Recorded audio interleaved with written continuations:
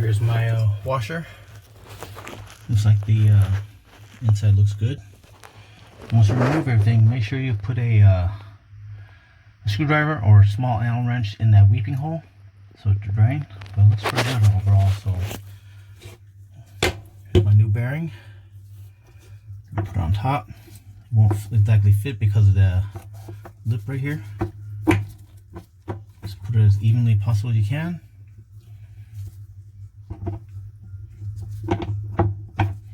Top tool, top bearing press. And the tool, make sure it's flush, and then you back that stopping nut there. Just put it in here. Make sure it's in the sump area. Sometimes it'll hit this, might bypass it, but just be careful, and it'll probably just head on over to the side.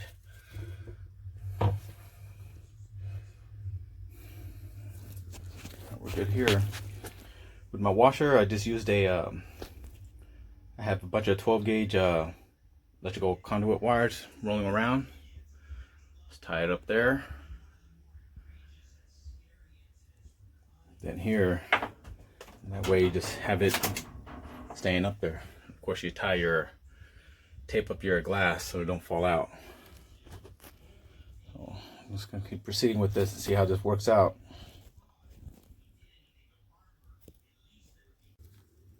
All right, so now I'm underneath. What I'm gonna do is put the bearing in, or this spacer, and this washer here, and bottom bearing. But before I do that, here's the tool with the stuck bearing in it. So I'm gonna get some grease and lube up the new bearing on top of it to make it fit.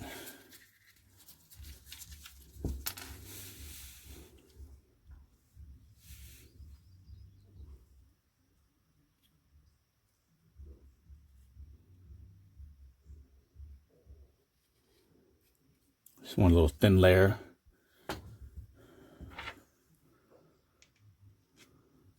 Look at that, it fits.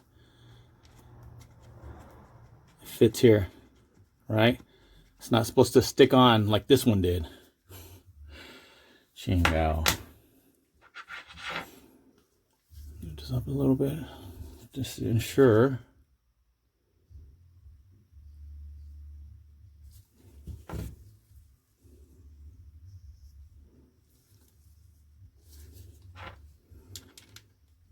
It slides in. Same thing with outside. Won't take any chances. It's almost costing me like $200 altogether for a $60 part.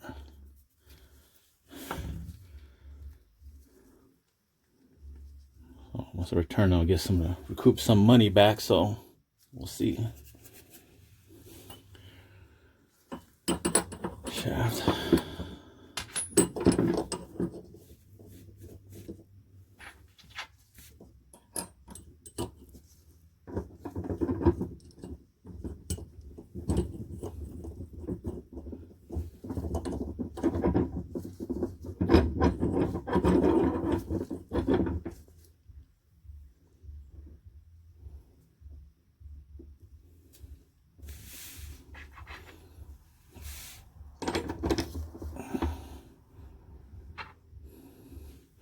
It's gonna be a little tight fit, but we'll make it work.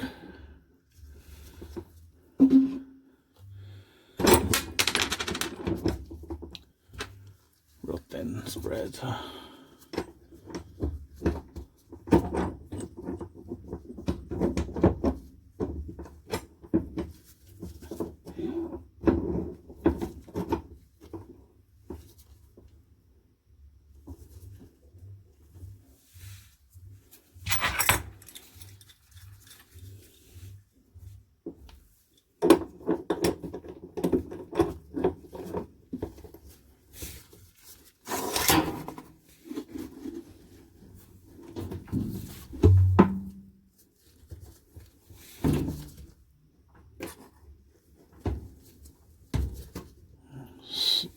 slow.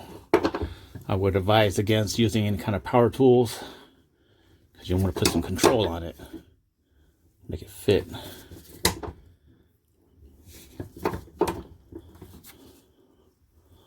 Pause it real quick.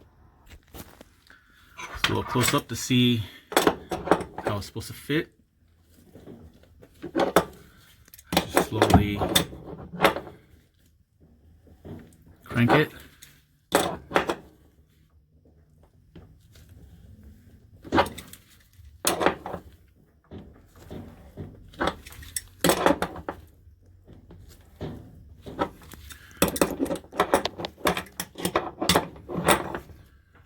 Even without this tool, you could even go rent one from your auto store and use a bearing press kit tool in there. That way you return it, so that way you don't have to buy this tool. But then again, if you're going to do the repairs yourself, might as well invest in this tool, and then whenever your bearing goes out, you know, you still have the tool to reinstall this shaft, and it'll save you a substantial amount of money. So just keep tightening it until you find it tight. And it's tight right there. I don't want to put He-Man strength on it, so you can see the space right there is about 1/8 to almost 3/16. So once you find it tight, just back it off. And that's how it's supposed to look. Okay, we're going to continue with the hands free. So once it's tight, grab the tub somewhere and back it off.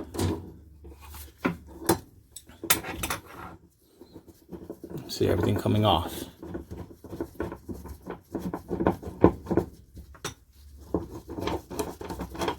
Nut, bearing, and then the tool.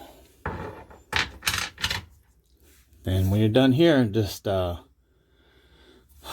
upright your washer and then remove the tool from the top.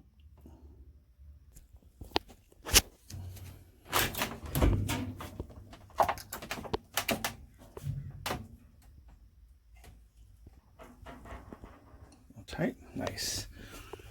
Just remove the tool.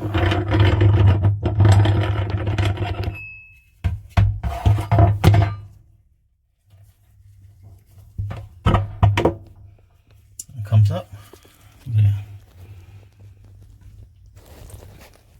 Fully seated.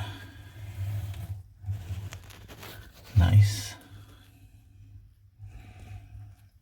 And we can see in there.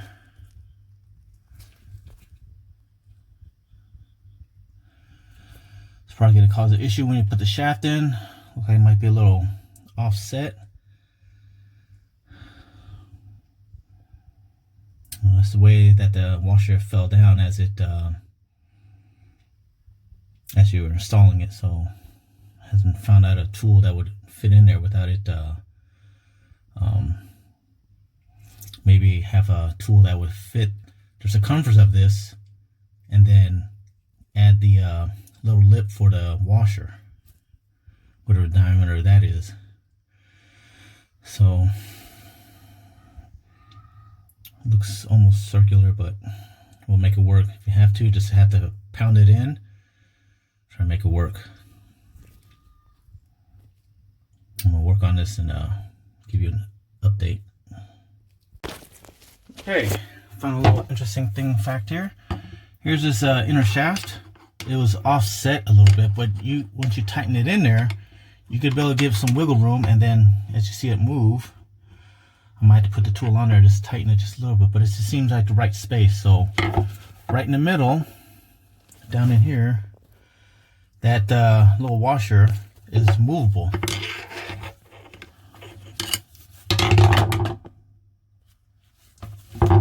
But it is movable once you put the screwdriver in there and then turn it.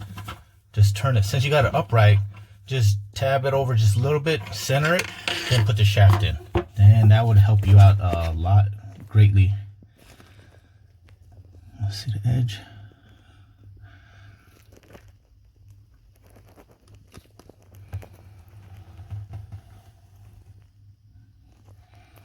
And then in there, we'll make fit. I'll give you a little status of it. I'll be right. Okay, so just focus. Look at that. The shaft, that little spacer in there, is all cylindrical. So you might have to get the screwdriver in there and just barely just tap on it just a little bit. And look at that. Complete circular space. Once you insert your drive shaft, just smoothly all the way in. Boom. And look at that. Look how close that is. Last shaft and bearing had a space, so I was trying to pound it in there. I think that's what made things worse. So hopefully this is a good helpful tip. I've never seen this on this part up close on any other videos, so hopefully this would help out with somebody else. So, and from here I'm going to continue on. I'm going to reassemble because I need my washer. Boom, looks like I'll be able to do this hands-free. So with lining up the shaft and that little spacer, once you put in your drive shaft, it should come all the way through where you can see your threads here, right? So other videos shows you that you got to pound it in. So once you line it up correctly, and it shows that the bearing in the last video showed that the bearing was seated all the way, or the shaft was close to the bearing here, you're able to have some threads here. So this is where you continue on, so you don't have to slam it in there. It just fits all flush. Because I feel really uncomfortable just trying to, you know, put the shaft in and then you're pounding down on it and then you're going to be ruining your bearings. There's no point. Once you get it lined up correctly, you don't have to worry about that. See some tools here.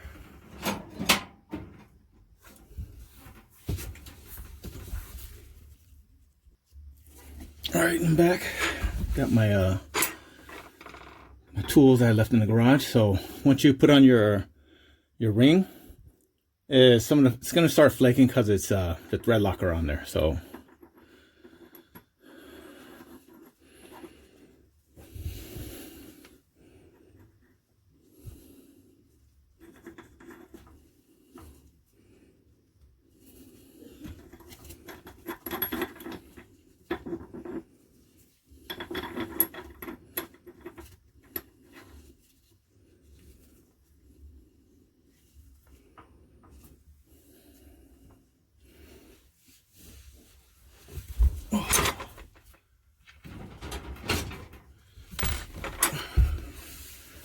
I don't have a wrench big enough, so I gotta use channel lock. So what I want to do is just grab the tail end over here, but use a rag so I don't damage the splines.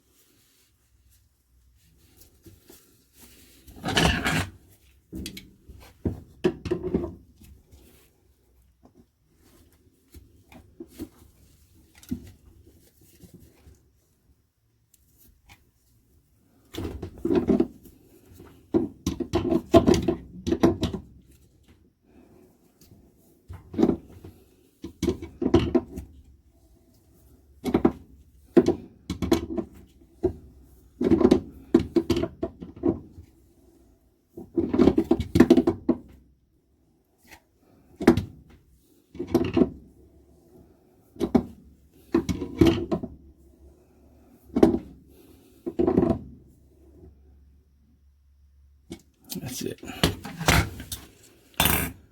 When I took this off, this nut was backed off just a little bit. I just turned it and it came loose. So that's a good maintenance check you want to do, just to make sure this bolt is on, because you might get an F51 error. So just keep that in mind. Then we're gonna put some thread locker, put everything back on, and then I'm done. Looks good, right? Alrighty then.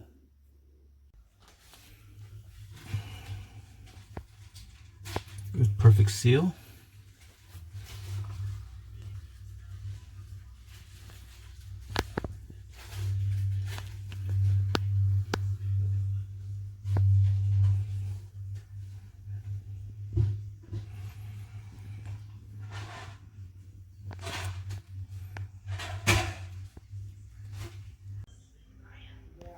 Alright, so this is after 24 hours of the adhesive gluing. Kind of soft to the touch. It's not sticky.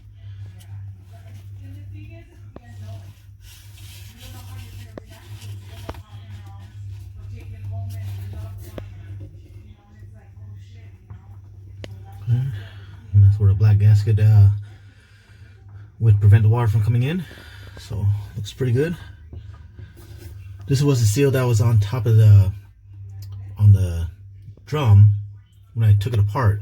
So I cleaned it all up. So this is what you're gonna see once you put the resin.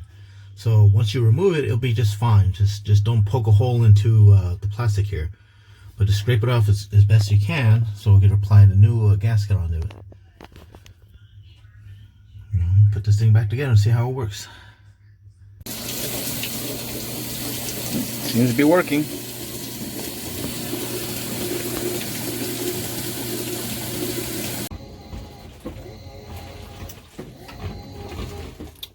Clean washer. Put one of those tabs in. Seems to be working good. No error codes. No leaks on the water inlet. No leaks underneath that I can see.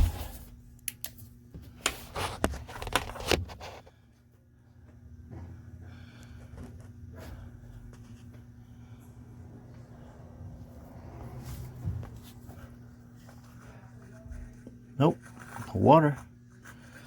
So no leaking, so we're good. Back up and running. Hopefully this helps everybody. Talk to you later.